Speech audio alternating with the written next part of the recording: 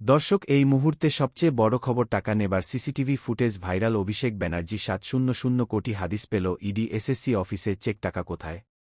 সেই টাকা কে বিনিয়োগ করেছে? তাহলে বিজয় কোথায়? ধরা পড়ে দুর্নীতির প্রধান দর্শক, এই মুহূর্তে সবচেয়ে বড় খবর এবং পরবর্তী গুরুত্বপূর্ণ খবরগুলো সবার প্রথম পাওয়ার জন্য অবশ্যই চ্যানেলটিকে সাবস্ক্রাইব করে রাখুন। সুপ্রিম কোর্টের নির্দেশে চাকরি হারানো গ্রুপ ও গ্রুপ ডি শিক্ষাকর্মীদের জন্য রাজ্য সরকারের আর্থিক সাহায্যের ঘোষণা এবার নতুন বিতর্কের জন্ম দিয়েছে। রাজ্য সরকারের এই সিদ্ধান্তকে চ্যালেঞ্জ করে কলকাতা হাইকোর্টে ৪টি পৃথক মামলা দায়ের করা হয়েছে। আগামী ৯ জুন এই মামলাগুলোর শুনানি হওয়ার সম্ভাবনা রয়েছে। গত ১-৪ মে মুখ্যমন্ত্রী মমতা বন্দ্যোপাধ্যায় চাকরিহারা শিক্ষাকর্মীদের জন্য মাসিক ভাতার ঘোষণা করেন। West Bengal livelihood and social security interim scheme প্রকল্পের মাধ্যমে গ্রুপ ডি কর্মীদের ২০,০০০ টাকা এবং গ্রুপ খ কর্মীদের ৫,০০০ টাকা করে ভাতা দেওয়ার কথা ঘোষণা করা হয়।